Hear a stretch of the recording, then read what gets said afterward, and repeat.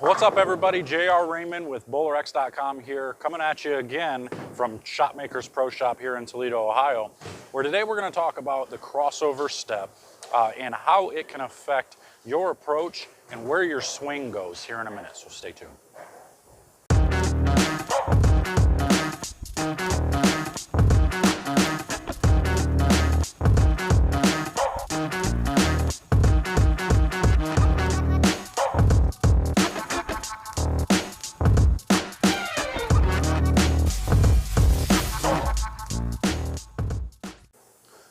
So the crossover step is one of those things that's actually overlooked by a lot of bowlers. They don't actually think about it very often.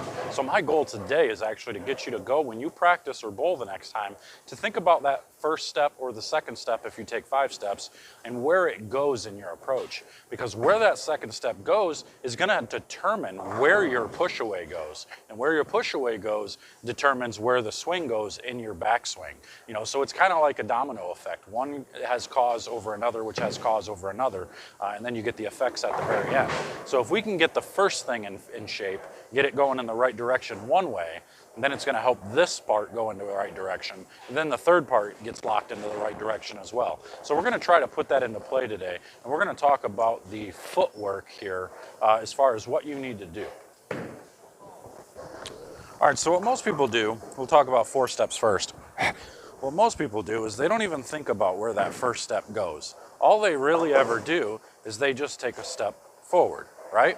And now where they have to go with the push away. The push away kind of has to follow the opposite direction that the foot goes. Because if your foot goes, or I'm sorry, the same direction that your foot goes. So if your foot goes straight or to the right a little bit, now your push away has to go a little bit to the right in order to get around that hip. Now that's where the problem comes in, because now if you push it away to the right, now it wraps back behind your body and then you shove your shoulders forward, we see a little bit of an issue there. So what we want to do with a 4-step approach is we want to try to think of actually getting that step going to the left and front. So now the swing can go straight down by our side and the swing goes straight back and straight forward. Now the opposite, it's a little bit different for 5 steps because now you're going to be back a little bit more.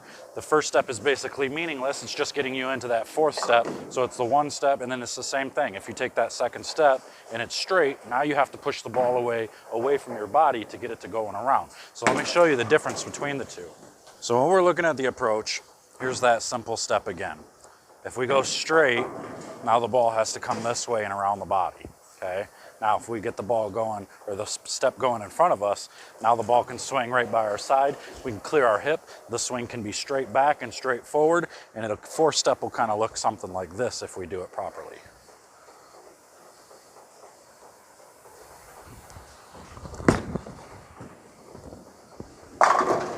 Okay? All right, so now for a 5-step, all we're doing is we're just taking that additional step. It's just kind of what we call a timing step. Okay, so now it's just an extra step to be able to get everything in control to make it feel proper. You get that first step and then the second step comes through. So we're just taking, with 4-step, we're taking away that first timing step. With 5 steps, obviously we add that timing step in, we push the ball away with the second step. So it's the same thing comes true. It's going to be, if you go right with that step or straight with the step, you have to push the ball to the right, and that's a problem. That makes your swing a little inconsistent, because if that step isn't the same distance, let's say it's here one time and then it's here the next time, that's where it's changing your swing from shot to shot. So, and the same thing with 4-step, the same thing's true. So if we do a good 5-step and we get that second step going in front, the ball can travel past us without swinging from side to side too much. So it would look something kind of like this.